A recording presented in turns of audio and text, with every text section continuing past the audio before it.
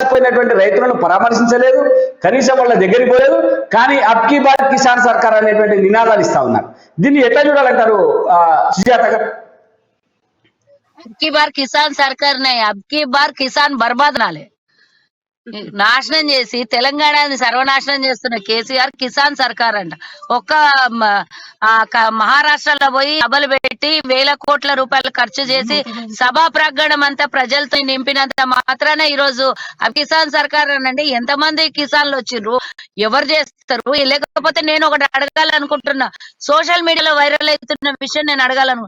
అబ్కీ bar Kisan అని అంటే ఏమన్నా దీంట్లో అగ్రికల్చర్ లో ప్రొఫెషనల్స్ ఏమన్నా బాగా చదువుకున్న వాళ్ళని ఎవరికైనా ఎమ్మెల్యే ఎమ్మెల్సీ టికెట్లు ఎంపీ టికెట్లు ఇచ్చి కంటెస్ట్ చేపిస్తాడా కేసీఆర్? ఫస్ట్ ఆఫ్ ఆల్ అది గుర్తు చేసుకోవాలి. వాళ్ళని ఇంతకు ముందు తెలంగాణలో తెలంగాణ ఉద్యమకారులని మోసం చేసినటువంటి కేసీఆర్ కిసాన్ సర్కార్ అని ఇంకెవరిని మోసం చేయబోతున్నాడో మనం ఆలోచించాలి.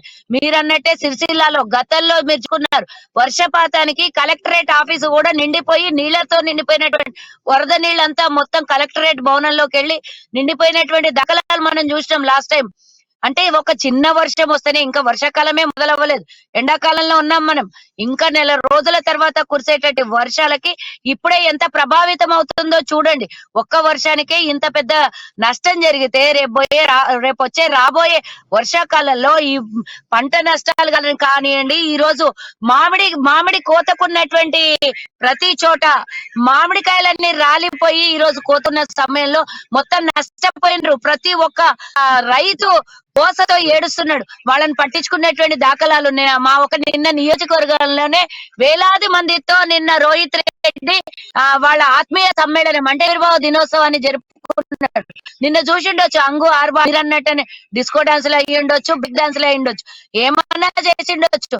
కానీ మనం చూస్తున్నాం, విజువల్ లో కనబడుతుంది కదా, వర్షంలో తడిచిపోయి కుప్పల మీద నీళ్ళతో కనీసం కప్పుకోవడానికి కూడా ప్లాస్టిక్ కవర్లు కూడా అందించినటువంటి ఈ ప్రభుత్వము ఇంకా దేశం మొత్తం కిసాన్ ప్రభుత్వం తెస్తుందంటే నమ్మల్లా? ఆనాడు బీజేపీ తెచ్చండి 3 నల్ల చట్టాలకు ఒత్తాసు పాడి, ఆనాడు నల్ల చట్టాలకు వ్యతిరేకంగా ఒక్కరోజు కూడా మాట్లాడకుండా పంజాబ్ లో చచ్చిపోయినటువంటి రైతులకు 700 కుటుంబాలకు తెలంగాణలో సంపాదించుకున్న డబ్బునంతా తీసుకొని పోయి వివిధ రాష్ట్రాలకు, అంటే నేను రైతులకు ఇయ్యొద్దు అనను, కానీ తెలంగాణలో ఆ రోజు వరి కొనను వరేసుకుంటే ఉరి అన్నటువంటి కేసీఆర్ కుప్పల మీద రైతులు చచ్చిపోతుంటే, మిల్లుల కాడ రైతులు చచ్చిపోతుంటే కుప్పల మీద ఎన్నో రోజులు కొనకుండా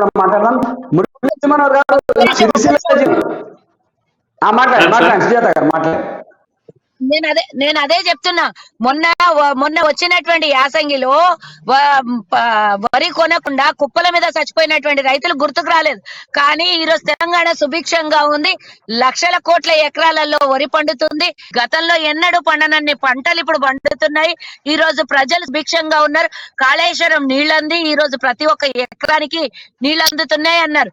నేను సవాల్ ఇస్తున్న టీఆర్ఎస్ ప్రభుత్వానికి, ఒక్క ఎకరానికన్నా అదనంగా ఈ రోజు పంట పొలాలకి కాళేశ్వరం నీళ్లు గనక వస్తే నేను దేనికైనా రెడీ, ఎక్కడైనా చర్చకు సిద్ధంగా ఉన్నానని నేను అంటున్నా.